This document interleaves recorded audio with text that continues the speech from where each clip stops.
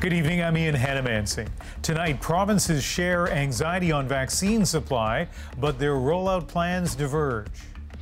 They should be knocking on doors right now and saying, "Can I help you?" What it means for seniors and frontline workers. Reactions to the speedy and secret trial of Michael Spavor. Right now, they're pawns in this bigger geopolitical confrontation. Aaron O'Toole lays out his vision for party and country. The courage to grow, to be bold, to change. Rosemary looks at how he did. And the personal costs of a year-long U.S. border shutdown. The business has slowed right down. I think it's been really hard to loan some time for a lot of people. Real-life struggles and successes. This is The National. No matter where you live in Canada, when it comes to the COVID-19 vaccine, the goal of every province and territory is the same: to get as many shots in as many arms as fast as possible. But as we've seen throughout this pandemic, different regions are responding differently. In some, age is still the key deciding factor for the general public, but others, like BC and Quebec, are now also zeroing in on other specific groups to try to stop transmission.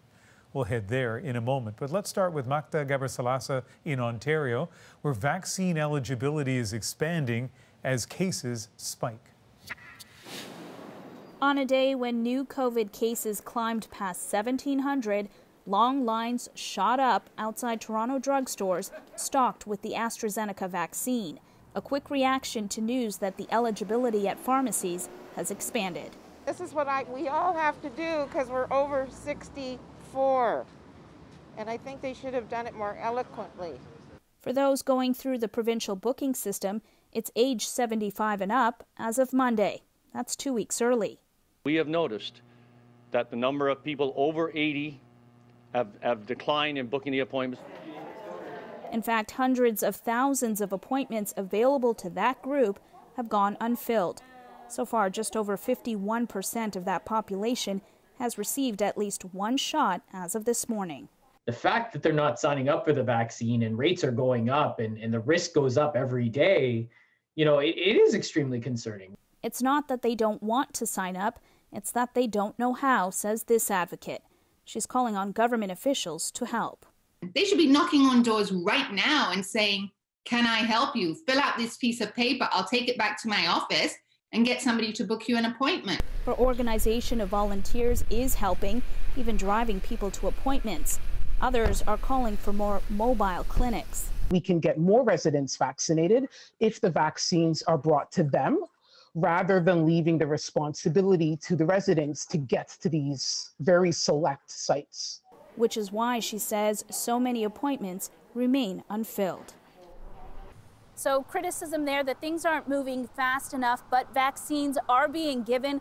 1.4 million doses administered in Ontario at vaccination clinics, including the one behind me, Ian. And Magda, today the province also announced it's easing some restrictions in the so-called grey lockdown zones, and that has implications for the restaurant business. Yeah, especially those in Toronto and Peel region, because these regions have been under lockdown since November 23rd, so that's nearly 4 months. And that means, outdoor dining has been completely ruled out during that time. Restaurants have had to rely on delivery and takeout, but that all changes next week. So dining outside will be allowed again with some limitations. And we've heard from experts it can be done safely, even as the case numbers continue to climb. All right. Thanks, Magda. Thank you. In Quebec, anyone 65 or older is now eligible for a COVID shot, and the government is hoping businesses will help when doses really start to flood in. The public health system needs this assistance, and I think we will deliver something incredible in the next few weeks. The province is looking for somewhere between 20 and 50 companies to volunteer their staff and facilities to help vaccinate 500,000 people starting in May. Meanwhile, a targeted vaccine campaign aimed at controlling a COVID variant in 2 Montreal neighborhoods is expanding. Initially, only parents of school and daycare-aged kids in Côte-Saint-Luc and the Snowden area were eligible. Teachers are now also on the list. They're on another list too here in BC. Some of the frontline workers that province is now planning to vaccinate in a new targeted campaign. And this comes as cases are rising, today hitting 737. That is the second highest daily count since early January. Susanna De Silva has the details. Sorting the mini cucumbers used to be even more of a group effort. This used to be a large rectangular table with 10 to 15 workers. However, once the pandemic hit, we realized that it did not work anymore. So what we decided is to create these little tables where each worker has their little individual space. But not every part of this large operation could be adjusted so easily. This line is one of the examples where plexiglass was not possible to implement. Unfortunately, some of the workers had to interact with each other, passing product. Which is why the close to 200 employees here will be getting vaccinated next week. BC will still prioritize by age group, but will now add an additional cohort, essential workers, starting at food processing facilities like this and large work camps. I cried when I heard the news. The program will soon move on to other professions, including teachers. Teachers have been working under incredibly difficult and stressful circumstances. First responders and grocery workers will also be added. Around 320,000 doses will be distributed through mobile clinics and pharmacies, which so far have not been used in BC to distribute COVID vaccines. But some, like bus drivers, are frustrated they didn't make the list. They are in very close proximity, about even 2 feet away from us. It is a threat for our members. Health officials have said tough choices had to be made, and this modeler thinks it makes sense to target these groups even over some older populations. We have the chance to use these vaccines strategically to prevent not just one outcome in one person, but to prevent 20 outcomes in 20 people by protecting a whole chain of transmission. Something many of the workers living on and off-site here are grateful for. All the workers that live all over the lower mainland are going to be safer, which means that the people around them are going to be safer as well. The hope is to cover all of these groups in April and May. Susanna De Silva, CBC News, Vancouver. First Nation communities in northern Manitoba will get support in their vaccine rollout from the Canadian military. The armed forces are currently doing detailed planning of the deployment for up to 23 communities in northern Manitoba. The Prime Minister didn't say exactly where they'd be deployed or when, but did stress the focus will be on helping especially remote communities. Nova Scotia is lifting some of its border restrictions. Effective at 8 a.m. Saturday, New Brunswick residents coming to Nova Scotia will not have to self-isolate. And Nova Scotians who travel to New Brunswick when they return home will no longer have to self-isolate. New Brunswick hasn't made the same change, so anyone crossing from Nova Scotia will still need to quarantine. Nova Scotia also expanded household gathering limits today and extended business hours for restaurants in the province. At the Conservative Party of Canada convention today, Aaron O'Toole was center stage, the leader outlining his vision and his goals. The question now, as Catherine Cullen explains, is whether the party will follow. Canada has changed. Our party has to change too. Aaron O'Toole offered a deal to Conservatives, what he says is a path to victory if party members follow him. We need to be a Conservative Party with the courage to be bold, and the Conservative Party with the courage to change, to meet this extraordinary moment and change, to change our approach. The man who ran for the leadership as a true blue conservative, the country needs a strong Conservative Party, said today the old ways no longer work. We have lost 2 elections in 5.5 years. Status quo hasn't been working for O'Toole either. His poll numbers have been stagnant. MPs have grumbled about his leadership, anxious for a plan. Tonight, he gave them one, a blueprint for an election fight. A comprehensive jobs plan to recover the millions of jobs lost during the pandemic within 1 year. Accountability and transparency laws, a Canada mental health action plan, strengthen domestic production of PPE, getting the budget back to balance over the next decade. But on the same day, party members debated whether they agree climate change is real. Not sure why the Conservative Party needs to specify that climate change is real. O'Toole dodged the question of how he would fight it. To those who are expecting a dramatic moment, I'm afraid you'll be disappointed. No Justin Trudeau-style carbon tax, he says. Beyond that, stay tuned for a plan. It will be comprehensive and it will be serious. He also made a direct appeal to earn voters' trust, saying for people to put up a Conservative lawn sign with pride, the party needs to show it's inclusive. You are welcome in our party.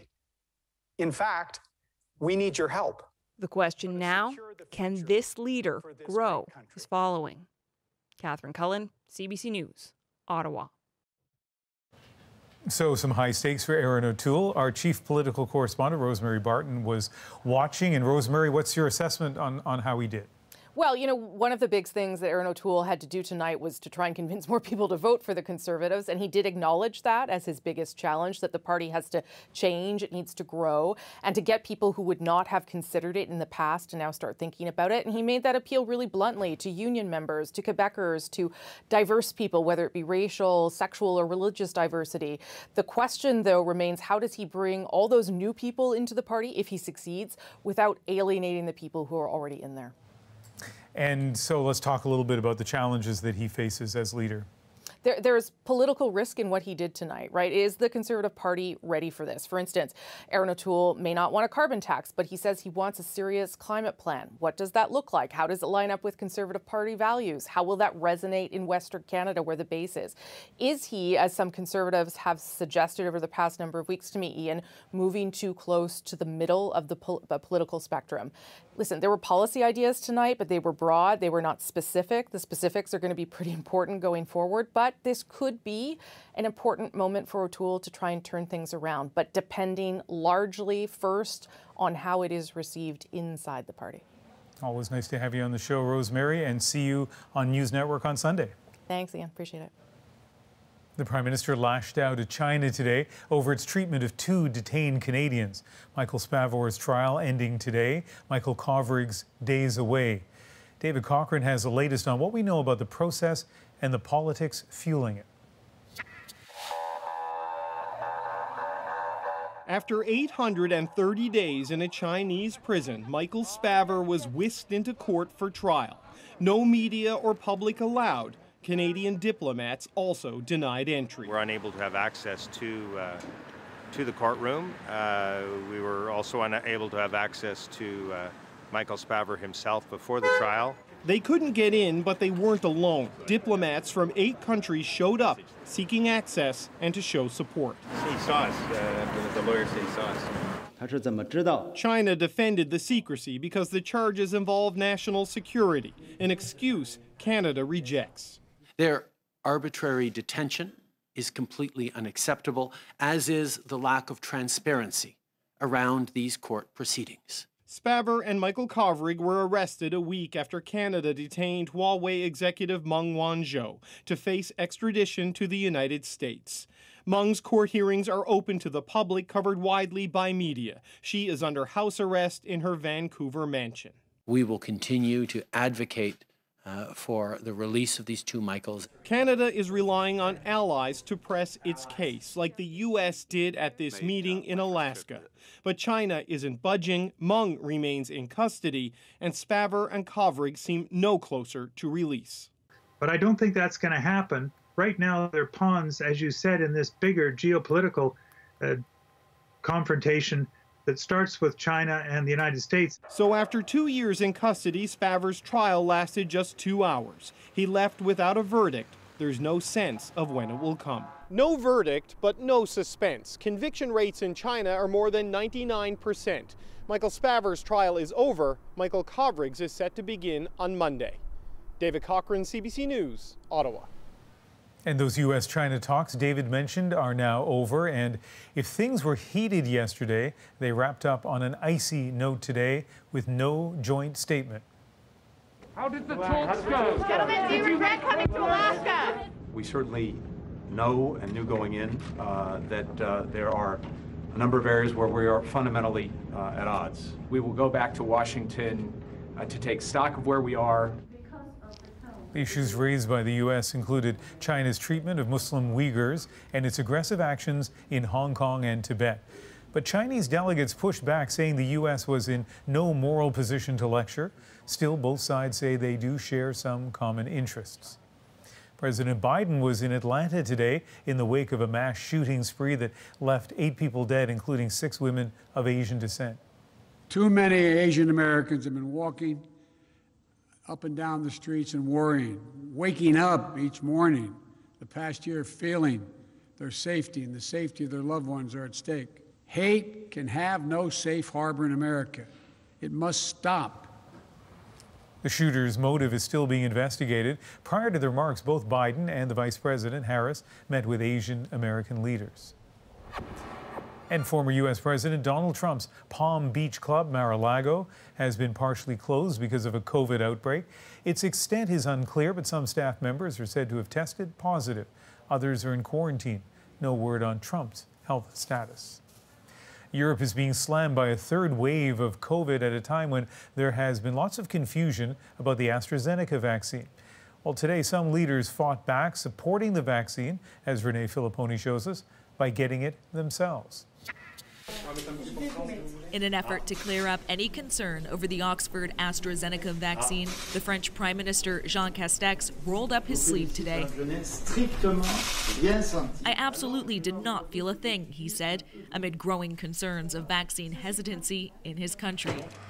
France and a number of other European nations suspended the AstraZeneca dose for days over blood clot concerns. Yesterday, the European regulator said there was no evidence it's connected. I was always thinking that the vaccine was safe, says this man, who believes others are just in a panic.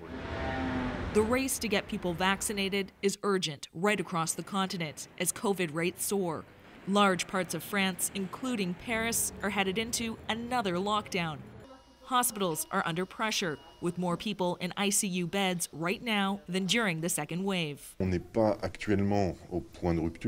We are not at the breaking point yet, says this doctor, but we are coming very close. It's a similar situation in Germany, where COVID numbers have spiked to levels not seen in months. In Europe, there are not enough vaccines to stop the third wave, says the German health minister, who is now looking to the Russian vaccine as a possibility. We are in the crisis of the century. Earlier this week, the EU made another threat to block vaccine exports unless it gets its fair share. This supply chain expert says European-made vaccines are being sent to dozens of other countries, including the UK, a global vaccination leader. There is an element of the nationalism and protectionism creeping in across the world with regards to trying to do the right thing by their populations. Populations who have pinned their hopes on the vaccine and are growing tired of restrictions on their lives. Renee Filipponi, CBC News, London. Let's turn now to Brazil, where a grim record was set today. The country reporting more than 90,000 new cases in the past 24 hours, the highest it's ever seen. Brazil also recording 2,800 new deaths. With more than 2,000 people dying nearly every day this week, the pandemic there has entered its deadliest phase. But as Ellen Morrow tells us, the government is still downplaying the catastrophe. The agony of loss to a pandemic out of control. So many families broken. Their cries of mourning hanging over sprawling makeshift cemeteries. More than 280,000 Brazilian lives lost already, a toll second only to the U.S. The country now enduring the pandemic's deadliest days so far. We think about the families that are suffering, this doctor says. It's unbelievable. As cases spike, the country's hospitals are on the brink of collapse. ICUs full, supplies running out, doctors struggling. Patients are arriving quickly, says the head of intensive care at a Sao Paulo hospital. We are unable to cope. The devastating surge being fueled by the more contagious P1 variant first discovered in the country, being made worse by inaction from Brazil's president. Despite a recent rare appearance in a mask, Jair Bolsonaro has repeatedly downplayed the pandemic, once dismissing it as a little flu. The president likes to say the pandemic is like the rain. Some people will get wet and there's nothing we can do about it. And as a consequence, I think a lot of Brazilians are still underestimating the real risk. Brazil's suffering may portend a new global threat. Uncontrolled spread there, creating a potential breeding ground for even more dangerous variants. We will put the entire world at risk. This epidemiologist says more vaccines should be sent to Brazil urgently. If not, it is possible that in some days or weeks, there will be a new variant that will be more lethal, that will be resistant to existing vaccines. A chilling specter as Brazilians suffer so much death with seemingly so much more to come. Ellen Morrow, CBC News, Washington. The Canada-U.S. border will remain closed for at least another month. I miss my husband terribly, and he misses us terribly. Ahead on The National, what the closure has meant for separated families and communities. There's Mom. And a warning about aggressive urban wildlife attacking people and their pets. At that point, that cougar's like 3.5 feet above you. And why digital art like this is selling for big bucks. It doubled in value already, and I think it kind of looks like me. Is it a fad or the future? We're back in 2.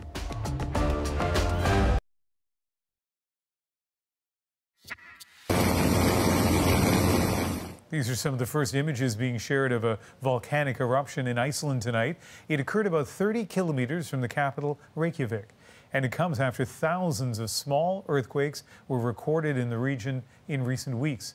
Photos show the eruption lighting up the night sky. Officials say it doesn't pose an immediate danger to people in the area.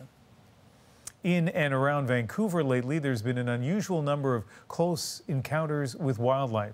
In some cases, a little too close. After being linked to several attacks on dogs, 2 cougars were captured and euthanized last night. Briar Stewart now on what conservation officers see as a disturbing trend. This was the response as officers moved in Thursday evening after an unprovoked attack. The assailant, a cougar, who lunged out of a hedge while Isaac Heisler was walking his puppy. You know, while I was pulling on the leash, I fell backwards on my back. And, you know, at that point, that cougar's like 3.5 feet above you. It could have easily came after me and I could have been dragged in the woods. His dog was one of 2 pets killed last week by increasingly aggressive cougars in the area. There's a lot of fear in the community. The mayor of Anmore, a village about 20 kilometers east of Vancouver, says people are being encouraged to take precautions, including carrying bear spray. When you have an animal getting attacked that is attached to a human through a 4-foot leash, and I think that something needs to be done. There's Mom. While the large cats normally prey on deer and avoid humans, a few have become aggressive. Conservation officers aren't sure what's driving the behavior, but note with warmer weather and the pandemic, more people are spending time outside. Well, this community is heavily forested and nestled up against the mountains. Human-wildlife conflict is also an issue right now in a much more urban area. Vancouver's famed Stanley Park, a destination for locals and tourists, but also home to about a dozen coyotes. They too have recently become aggressive. I just felt a little pinch on my leg and turned around and realized I'd been bit by a coyote. Brandon Kirk is one of 15 people bitten in the park since December. At the time, he was running along the seawall with a group. I tried to scare it away and it wasn't afraid of me at all. And experts say that's the problem. A lot of it stems back to, not allowing wildlife to be comfortable near us, making sure that they maintain that wariness and never feeding them. Even a squirrel coming up behind me the other day, it scared me. As for Heisler and his family, they're still traumatized and worry that a cougar who successfully seized pets could decide to go after a child. Briar Stewart, CBC News, Anmore, BC. When we come back, the personal stories of a year-long border closure. I miss my husband terribly. Canadians tell us how their lives changed and when they hope it will change back. And later. Did you have any second thoughts about coming today because of the weather? Nope. No snowstorm will deny these seniors their vaccination moments.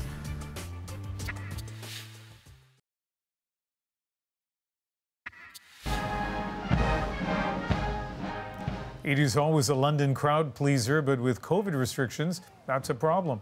So for the second year in a row, the Queen's official birthday parade will not go ahead in its traditional form. Also known as Trooping the Colour, royal officials are now considering a smaller version at Windsor Castle. This weekend marks 1 year since the Canada-U.S. border was closed to non-essential travel. One very long year for the couple you're about to meet, and frustrating, as they're left wondering what the plan is for reopening and when that might be. Katie Simpson introduces us. The last time Sam Rylersdam spent quality time with his family, he savored every moment, like the first solid food for baby Finn, and just regular old goofing around. This was Christmas, one of the family's rare get-togethers. They have been separated for most of the past year because of COVID border restrictions. We knew with having a baby that it wouldn't be ideal, being in different countries, but we knew we could make it work. We didn't obviously plan on the border ever being shut down. Sam is an American, a medic in the National Guard living in Washington State. Katie is a Canadian, a hairstylist living in British Columbia. They're also part of an advocacy group urging Ottawa to extend essential travel status to immediate family members. I mean, the Canadian government has allowed the exemption of, family being allowed to come over, but who can take 2 weeks off work for quarantine and then time on top of that to visit? Like, it's just not doable. Flew across that border. As of now, there are no plans in the works for that to change. I think we're all going to wait patiently until such a time as the health situation allows us to loosen border restrictions internationally. After a year, border restrictions remain consistently popular in Canada, even as there have been some headaches. This auto sector leader says rules need to be enforced more consistently after some essential auto workers were ordered to quarantine when returning to Canada. We expect that we're going to see some substantive clarification in days, and that's very hopeful. Reed is less hopeful about her situation. I'm going to get emotional. I miss my husband terribly, and he misses us terribly. Right now, there's no specific timeline or plan in place to ease restrictions. It remains wait and see. Katie Simpson, CBC News, Washington. Well, for more on what this year-long border closure has meant, let's connect with two people who live right on the border. Jane McIntyre is in Stansted, Quebec, southeast of Montreal, and she's the owner of Jane's Cafe, which is on the other side in Derby Line, Vermont. And Kaylin Ball is a Canadian who lives in South Surrey, British Columbia. That's next to the U.S. border and Peace Arch Park. Jane, let's start with you. What's it been like for your cafe since the border closed? It's been much slower, but the business has slowed right down because we're missing our regulars who came in, from the Canadian side, as well as people traveling north, going into Canada for vacations or long weekends, heading for Quebec City or Montreal. So, business has really slowed down. You're a dual citizen, Jane. What is it like going across the border, which you do, I guess, 5 days a week? Well, I've always lived in this area, and so it's just a natural thing to have to cross the border almost every time I go anywhere. It's an easy process, a little bit easier, actually, because sometimes in the summer you get lots of traffic, and there's never a line anymore because only people working on the other side can actually cross. Now, Kaylin, some viewers may remember when I interviewed you a few months ago about that quirky little exception to the border closure, which is going on at Peace Arch Park, so Canadians and Americans can meet and then return home. And you recorded some video of the park earlier today. Today is a pretty tame day here at the park due to how windy it is. There's only a few tents here, but typically on a sunny day it gets very, very crowded. So your fiance lives in Baltimore. You guys got together there in the park in the summertime. But tell us how important it's been for people to be able to gather at Peace Arch Park. Well, after a whole year of border closures, some families have had only this as a way to see each other. So many families, it's been the only way for them to see their spouse or see their children. So I think it's really we're fortunate to have this little ray of sunshine. And you know, when I was down there, I saw not only couples, but also families picnicking. Tell me about some of the scenes you've seen, Kaylin. Yeah, recently I happened to know a couple who were able to, they have a 9-month-old child together. They were able to see them for the first time, that wasn't over FaceTime or video call. There's been people who have started relationships over COVID who have been able to meet for the first time. So there's some really special moments that happen at the park. Given where your communities are, and Jane, I'll start with you on this, what impact has this border closure had on the community of Stansted? I think it's been really hard. It's a lonesome time for a lot of people with family on both sides, people who haven't seen their kids in months, kids, parents, relatives, friends.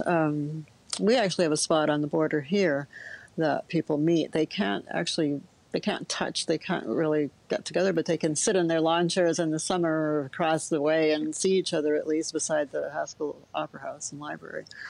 And a lot of people have done that. We've actually had a couple of weddings there this past summer. So they find ways, but it's difficult. And Kaylin, Peace Arch Park aside, what has the impact been in your community in South Surrey? Well, I've seen a lot of businesses that are struggling as well from the lack of, travel across the border. But also in my own life, there's a lot of people struggling with mental health and isolation, especially even for people like me who are in a cross-border relationship. So there's been a lot of struggles. As well, our local neighborhood has seen a lot of increase in traffic due to the park. I have some people on Twitter, when they thought the border should reopen, got a lot of responses, a lot of strong feelings. Want to give you a couple of samples. Teresa McKenzie said, until at least 50% of the population is vaccinated, I think we need to keep it closed and follow the science and experts. And let's go to another tweet. David Kidd said maybe September, once rates are vanishingly low and stable on both sides of the border. Jane, when do you think the border should reopen? I've had my fingers crossed that we'll be able to get back to some kind of normal times this summer, maybe by July. People have been complying really well with mask wearing and being careful in this area. So I don't know. I think we're just going to have to wait and see how many people are vaccinated, how the vaccination rollouts go, and hopefully it won't be too much longer. And Kaylin, what are you hoping for in terms of the border reopening? Well, I'm hopeful we'll be able to see drops in cases so that we can be able to see each other safely on a more normal basis. It's hard to say when I think it's going to happen. It does depend on what the experts say. I'm hoping as well for maybe this summer to be able to do something cross-border, but we'll have to see what the science says. And Kaylin, let's end on an optimistic note. One thing you do know is that your fiancé in Baltimore is heading to Washington State, and you guys are going to meet at the park. Yes, we are, for the first time in 6 months, and we're fortunate that we both live alone, so we're able to meet safely. And we're looking forward to seeing him. It's going to be 6 days. Yeah, I'll bet you are. Kaylin, Jane, thank you very much for speaking with us. Thank you. Thank you. Next, anger over a former Nazi interpreter fighting to remain in Canada. It's not about an eye for eye. It's not about punishment. Justice just means that if someone has to be held accountable. Reaction from a Jewish community still trying to rebuild.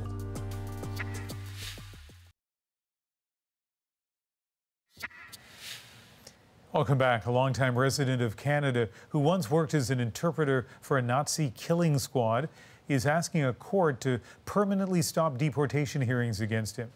But beyond the legal proceedings launched this week by 97-year-old Helmut Oberlander are the relatives of those whose lives were cut short decades ago. Katie Nicholson looks at their anger, their memories, and their loss. And a warning, some of the images you'll see are disturbing. In the glow of Rostov's evening light, you can see the horror of what happened here, etched in stone and in hearts. Я стою, как будто вот как будто меня мои Старики видят. Я вроде вот, они мне как, ну я чувствую их. Понимаете? Я чувствую их. The green sloping ravine, a blanket covering the grave of 27,000 souls who died in a holocaust of bullets. Natalia Yefimushkina's grandparents were among them. She's haunted by visions of what happened. Наверху, вот тут вот стояли, наверху. Они говорили по-немецки, собаки, и плач, а я вот там. Как будто я вот нахожусь, ну, в то время с ними.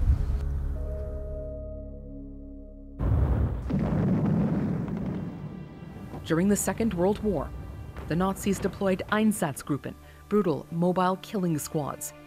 They moved into newly conquered territory, rounded up the Jews who remained behind. Sometimes, using interpreters, they ordered them to strip, then killed them in a hail of bullets. In the summer of 1942, they came to Rostov. You just can't help but cry. You look and you just realize this entire ravine was filled with bodies. Canadian Rabbi Chaim Danziger was drawn here 12 years ago by the challenge of rebuilding the city's once robust Jewish life. People are still hurting with what happened. We can't say that it happened, oh, so long ago, and you know, just let's move, let's turn a page. No. Danziger is helping the community put a name to every life lost in the ravine. But in recent weeks, he's been helping them process news from his home country. An interpreter attached to the unit that brought death to Rostov, alive in Canada.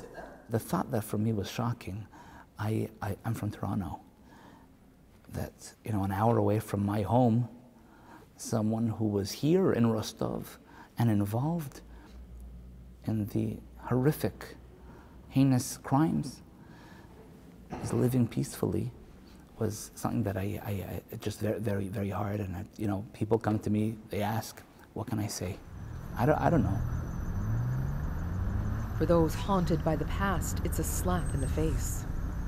И он спокойно живет, ему ничего не снится. Helmut Oberlander was 17 when he began working as a Russian interpreter for Einsatzgruppen.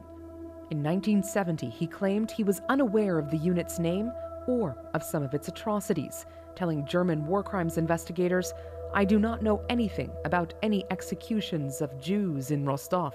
His only memory of the city, guarding grain on a barge moored nearby. After the war, he married and built a new life for himself in Waterloo, Ontario. The successful developer was at his condo in Florida when in 1995 his past very publicly caught up with him amid allegations he may have committed war crimes. He was forced to leave the U.S. and never return. Back in Canada, his daughter Irene defended him. He's completely innocent. He definitely didn't commit any war crimes, and he didn't misrepresent himself when he came into the country. German investigators had no proof Oberlander took part in any killings. Ultimately, a Canadian federal commission decided, in view of the lack of evidence, no prosecution should be started against Helmut Oberlander. Instead, it recommended he be stripped of his Canadian citizenship on the basis of his failure to divulge his membership in the SS and the Einsatzgruppe. 4 times Oberlander's citizenship was revoked. 3 times it was overturned on appeal. And now, the 97-year-old's lawyer has filed a motion to permanently quash deportation. In Rostov, disbelief Oberlander didn't know what his unit was doing. Ina Rizhevskaya lost an aunt and a nephew here. Это все ерунда. Я так считаю, что это все ерунда, что он придумывает. 17 лет он был переводчиком, а то, что они убивали людей и уничтожали, это он не знал. Это ерунда. Grief lingers here. Потому что вот это воспоминания, они никогда не уходят. Вот здесь внутри они никогда не проходят. Maya Rosenault lost her grandparents and 13-year-old aunt in the ravine. She, too, doesn't believe Oberlander's claims. Это он не видел, да, слепой был. Ну, наверное, за это, наверное, тоже надо наказать. Но не депортировать, это не мера наказания. What does justice mean? It's not about an eye for eye. It's not about punishment. Justice just means that if someone has to be held accountable. For that, they look to Canada. Today, though, is about the future. A bar mitzvah. A sign a new and flourishing Jewish community is rising in Rostov.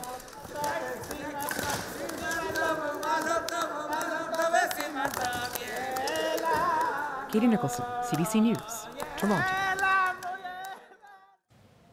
Next, investing in a new digital trend. It's doubled in value already, and I think it kind of looks like me. Why some are spending millions of dollars on images like these.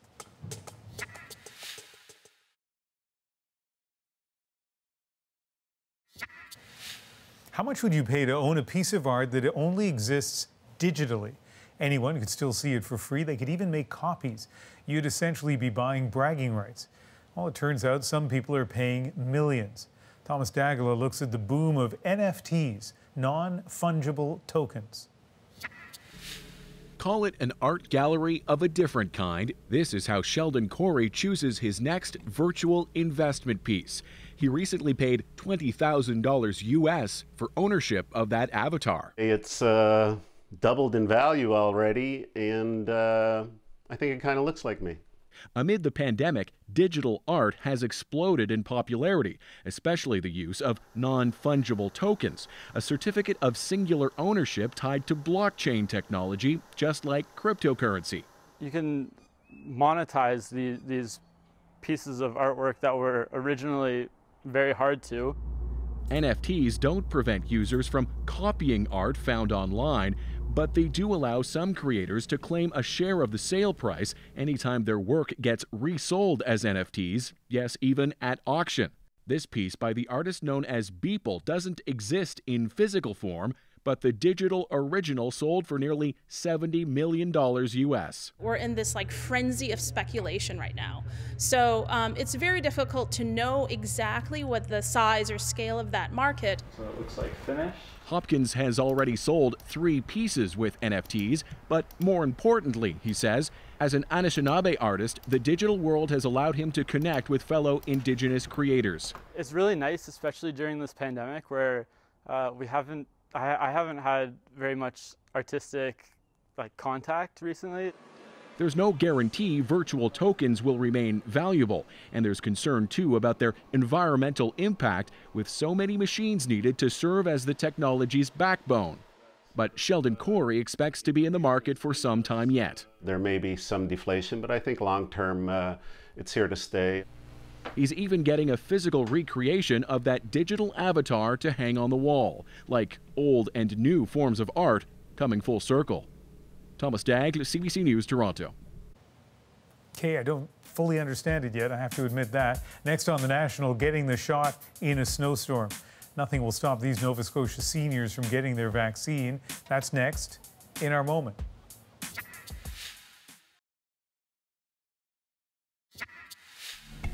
Well, you get a sense in Nova Scotia the length some folks will travel to get a vaccine. Seniors braving their way through a snowstorm. CBC's Colleen Jones was there to see them get their shot, and tonight it is our moment.